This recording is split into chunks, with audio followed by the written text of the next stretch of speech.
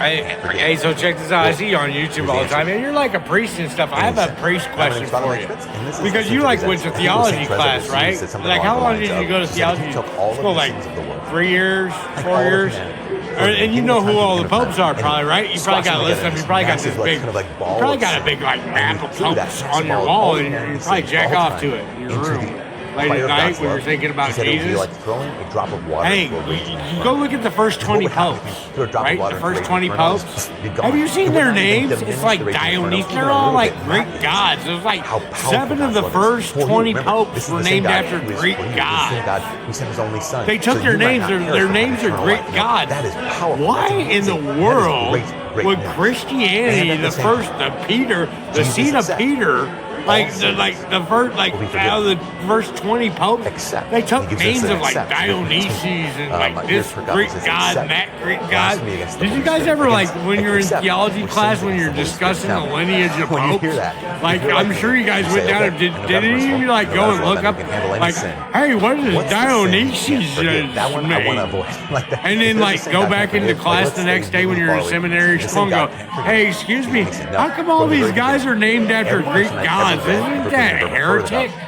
Like there's people that were like in like the Spanish Inquisition getting fucking burnt at the stake for doing stuff like that. The first 20 popes were named after Greek gods. You didn't think that? I mean, why don't you go tonight when you're jacking off to your map of the popes, when you're jacking off to it, you go, oh, Pope Francis, I love you so much. Why don't you go, oh, Dionysius, I love you so much. When you're sitting there stroking it, dude, why don't you fucking get out your phone, right? You probably like put on like I don't know. This is simultaneously relieving and also potentially. Well, why don't you go and look up what Dionysius means? There's a pope named Pope Dionysius. I always have. Do you think that's a problem? You think that's cool? Like one of the first popes, like the seed of Peter. Well, you probably had to get the name Dionysius so he could get that other key, the elusive Dionysius Greek god key. Like you guys had the Roman key, you got the ball key. You had to get that key too, man. Right? Why? Because you should go look that up. Didn't anybody in theology? There's like all kinds of stuff that I'm finding out. I'm like, wow, if I was in theology, I wouldn't make it like a week. I'd be like raising my hand every 2 seconds and be like, hey, you know what? I went and looked this up. You guys are full of shit. Hey, I went and looked this up. The first 27 of them were named after Greek gods.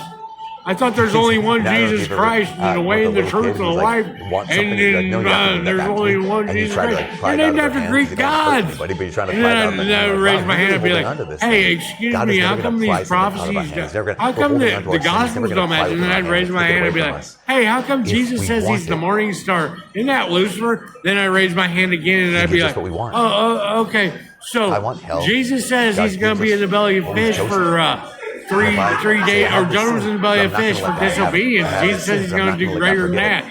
Isn't that disobedience? Now I raise my hand. Hey, excuse me. Jesus said he needs to be raised up like Moses raised up the snake. Like Seth. Moses raised up the snake because he was killing people and it was evil, and so Jesus is evil. And then I raise my hand and be like, hey, excuse me, in the Transfiguration when we went up Mount Hermon, the mountain of Baal, like, how come Moses appeared and Elijah? Wouldn't it be Elijah and Enoch? How did Moses appear when nobody's been resurrected yet because Jesus hasn't been crucified? How'd that even happen? Wouldn't it be like Elijah and Enoch? Wouldn't they still be alive? I thought Jesus had to be crucified for everybody to go up to heaven to come down with the new bodies to do the hokey pokey. Then I raise my hand and be like, hey, excuse me. How come the Holy Spirit came down upon Simeon before Jesus was crucified in the Acts of Apostles to send down the Holy Spirit? Then I'd be like, excuse me, I thought a house divided against itself couldn't stand. How Jesus jump a demon into Judas? Is he saying he's actually in leagues with Beelzebub? And then I'd be like, okay, I'll wait for your answer. Didn't anybody ask those questions?